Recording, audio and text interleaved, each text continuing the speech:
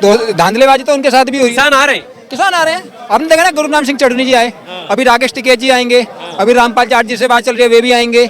इसके अलावा हमारे कुछ सोशल एक्टिविस्ट हैं, वे आ रहे हैं। तो एसकेएम जो है वो बच्चों के साथ खड़ा है, युवाओं के साथ खड़ा है। किसानों के ट्रैक्टर तैयार हो गए यहाँ आने के वो तो आपने देख चुके हो, राकेश टिकैत जी ने ऐलान तो कर ही दिया है कि ट्रैक्टरों में तेल भर लो, दिल्ली की तरफ कुछ करो, कभी भी नंबर आ सकता है, दिल्ली की तरफ कुछ कर लो। दोस्तों, विरोध प्रदर्शन लगातार जारी है। धर्मेंद्र प्रधान की रेजिग्नेशन की मांग की जा रही है और खबर यहाँ तक है कि अब ये आंदोलन एक बड़ा रूप लेता जा रहा है, क्योंकि किसानों ने भी अब ऐलान कर दिया है कि वो जल्द ही इसमें समर्थन के लिए आने वाले हैं, यहाँ पर शामिल होने वाले हैं। तो ये एक बड़ी खबर है, हम इस पर बात करेंगे। क्या लग रहा है, क्योंकि अब तक स्टूडेंट्स बैठे थे और अब ऐसी खबरें आ रही हैं कि किसान भी शामिल होने वाले हैं, तो ये तो एक अलग रूप ले लेगा। देखिए, ये रूप जो लेगा उसके लिए सरकार जिम्मेदार होगी, पर रूप जो लेगा वो शांतिपूर्वक लेगा, कोई उग्र रूप नहीं लेगा। किसान आंदोलन भी हुआ था, वो भी शांतिपूर्वक आंदोलन हुआ था। अब ये आंदोलन चल रहा है, ये भी शांतिपूर्वक आंदोलन चल रहा है। ठीक है, अब देखिए यहाँ पे किसान के बच्चे भी पेपर देते हैं ना, किसान के बच्चे भी। धांधलेबाजी तो उनके साथ भी हुई। किसान आ रहे हैं। किसान आ रहे हैं। आपने देखा ना, गुरुग्राम सिंह चढ़नी जी आए, अभी राकेश टिकैत जी आएंगे, अभी रामपाल जाट जी से बात चल रही है, वे भी आएंगे। इसके अलावा हमारे कुछ सोशल एक्टिविस्ट हैं, वे आ रहे हैं। तो एसकेएम जो है वो बच्चों के साथ खड़ा है, युवाओं के साथ खड़ा है, क्योंकि आज का युवा जो है, जेन जी जो है, वो जाग चुका है अपने हक के लिए। अपने देश में जो लगातार आज चीजें हो रही हैं, हर पेपर लीक हो रहा है। अब देखो एसएससी सीजीएल का देखो, नीट का देखो, जीट का देखो, सीए का देखो, बीसीए का देखो, कोई पेपर इन्होंने छोड़ा कि नहीं छोड़ा, बताइए। सब पेपर लीक हो रहे हैं। धर्मेंद्र प्रधान जी अपनी नैतिकता दिखाते हुए इस्तीफा दें। ये हमारे बच्चे जो मांग कर रहे हैं, जो जैन जी मांग कर रहे हैं, वो यही मांग कर रहे हैं। के ट्रैक्टर तैयार हो गए यहाँ आने के। वो तो आपने देख चुके हो, राकेश टिकैत जी ने ऐलान तो कर ही दिया है कि ट्रैक्टरों में तेल भर लो, दिल्ली की तरफ कुछ करो, कभी भी नंबर आ सकता है, दिल्ली की तरफ कुछ कर लो। तो किसानों को तो अल्टीमेटम दे दिया है। और लगातार आपको पता ही है कि अभी जो भारत और अमेरिका की जो डील हो रही है, ट्रेड डील, उस डील के बाद भारत की स्थिति बद से बदतर होती चली जाएगी। क्योंकि आप देख रहे हो, पहले जो ईस्ट इंडिया कंपनी थी भारत में, जिस तरह ईस्ट इंडिया कंपनी ने कब्जा किया है, उस तरह से लगातार उन्होंने सामान जो दिए 20 के 200, जिस तरह से हमारे देश को लूटा है।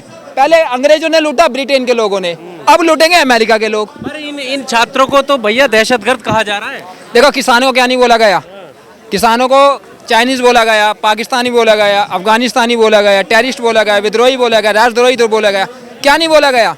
पर उसी किसान के आगे सरकार झुकी ना। किसान बिल वापस लिए ना बिल। अगर वे थे तो उन किसानों के आगे क्यों झुकी सरकार?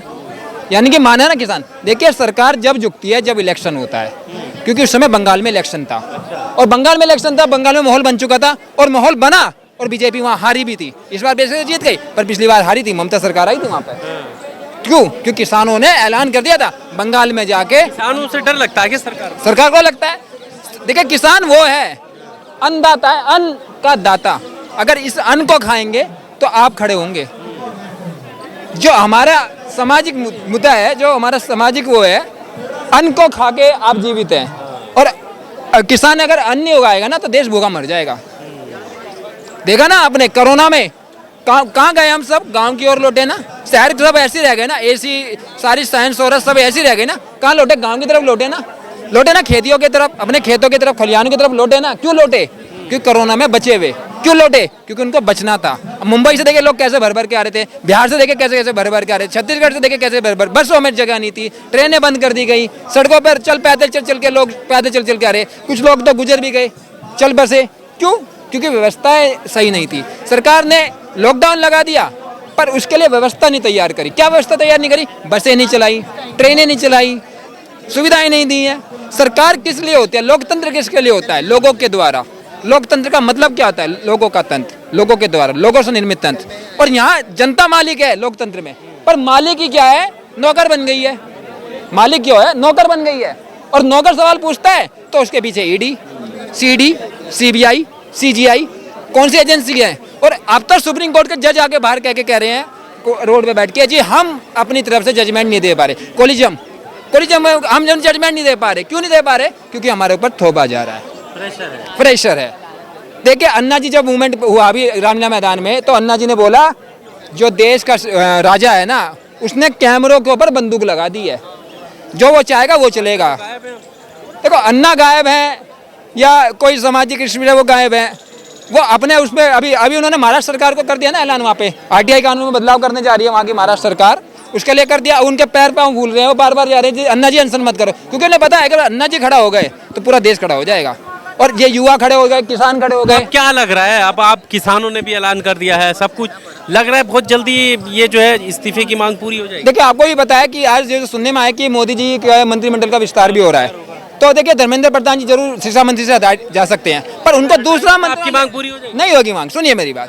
वो जब वो मंत्रिमंडल से हटाया जा सकता है, दूसरा मंत्री तो दिया जा सकता है। हम जब तक उनको मंत्री पद से नहीं हटा देते, जब तक हम बैठेंगे नहीं शांत। और दूसरी बात, कोई सा भी मंत्री पद लेने नहीं दोगे? नहीं हम क्यों भाई, क्या चिढ़ है? हमें चिढ़ नहीं है। शिक्षा मंत्री की बात हम चिढ़ नहीं है, हमें चिढ़ नहीं है, हमें चिढ़ इस बात की है जब वो शिक्षा मंत्री थे तो उनके रहते हुए इन बच्चों ने सुसाइड कैसे किया।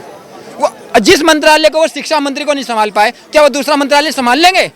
ये बड़ा प्रश्न चिन्ह खड़ा करता है। अरे वो तो उस मंत्रालय पर डिपेंड करता है, समझने पर डिपेंड करता है भाई कि कौन सा मंत्रालय उन्हें मिलेगा। नैतिकता क्या कहती है आप ये बताइए। अगर आप मंत्री हैं, आप बताइए, मैं आपसे पूछता हूँ जवाब, मैं आपसे सवाल पूछता हूँ, नैतिकता क्या कहती है? अगर आप मंत्री हैं, मंत्री रहते हो, आपके साथ कुछ बच्चे सुसाइड हुआ है, आपके उसमें हुआ है, कहा मुझे इतनी पीड़ा होती है, उन्होंने कहा मुझे इतनी पीड़ा होती है, मैं खुद को कोसता हूँ कि हमारे सिस्टम में रहते हुए किसी बच्चे के साथ अनहोनी हो रही है, तो इस्तीफा क्यों नहीं दिया?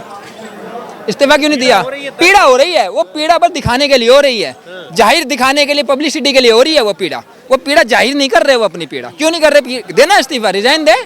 उड़ीसा के अभी अक्षय जी आए थे किसान, उन्होंने बोल दिया कि उड़ीसा में हम घुसने नहीं देंगे धर्मेंद्र प्रधान जी, और वो घुस भी नहीं रहे हैं। उन्होंने सारे प्रोग्राम अपने कैंसिल कर दिए हैं। क्यों कैंसिल कर दिए हैं? क्योंकि उनको पता है उड़ीसा के लोगों से डर है, और इस बार उड़ीसा में वो जीत भी नहीं रहे हैं। अब मैं आपको बता दूं, चुनाव पर लगातार जो गड़बड़ी हो रही है, ये कैसे जीत रहे हैं, मैं आपको उस पर भी बता देता हूँ। देखिए इन्होंने ईवीएम को सेट किया हुआ है। कैसे सेट किया हुआ है? एक चुनाव आयोग का फॉर्म है 17C, फॉर्म 17C की तर्ज पर हमने सजेशन दिया, सुप्रीम कोर्ट में भी हमने दिया कि एक फॉर्म आ गया, तो फॉर्म 17C को आप जो है वेबसाइट पर अपनी अपलोड करिए, या उसकी तर्ज पर एक नया फॉर्म बनाइए 17D, उसका सेकंड पार्ट। अब चुनाव आयोग क्या दलील देता है? चुनाव आयोग दलील देता है कि फॉर्म 17C के अंदर क्या है कि उसमें राज्य का नाम होता है, विधानसभा का नाम होता है, बूथ का नाम होता है, इसके अलावा कितने लोगों ने वोट डालने के लिए रजिस्ट्रेशन किया उसकी जानकारी होती है, कितने लोगों ने वोट डालने के लिए रजिस्ट्रेशन किया पर उनको वोट डालने नहीं दिया गया, असामाजिक तत्व थे, उसकी जानकारी होती है, बूथ अधिकारी के सिग्नेचर होते हैं। ठीक है, अब बात क्या है कि देखो बात इसमें बूथ अधिकारी सिग्नेचर, हमने कहा ठीक है आप एक काम करिए, आप इसके तर्ज पे दूसरा फॉर्म बना दीजिए। आपको दिक्कत ये है ना, इसमें जानकारी होती है सार्वजनिक जानकारी, एक काम करिए आप इसमें ना विधानसभा की संख्या नंबर लिख दीजिए 64, बूथ की संख्या नंबर लिख दीजिए 252, और ईवीएम में टोटल कितने वोट पड़े इसकी जानकारी लिख दीजिए। ठीक है, और इसके अलावा बूथ अधिकारी के सिग्नेचर हो जाए। अब विपक्ष भी यही मांग कर रहा है कि हमें ईवीएम के आंकड़े दिए जाएं। अब देखिए फॉर्म 17C में क्या होता है कि एंट्री हुई 250 की और ईवीएम में वोट पड़े 240 या 230, तो 20 वोट जो बढ़े, एक विधानसभा के अंदर 400 से 500 बूथ होते हैं, अब मल्टीप्लाई कर लीजिए, वही हजारों का आंकड़ा आता है, हजारों से लाखों का आता है, इसी से हार जीत हो रही है इनकी। तो इसमें हमने बहुत गहन शोधन किया, हमने इसमें सुप्रीम कोर्ट में लेटर भी दिया है और बहुत जल्दी हम इस पर पेटिशन भी लगाने वाले हैं।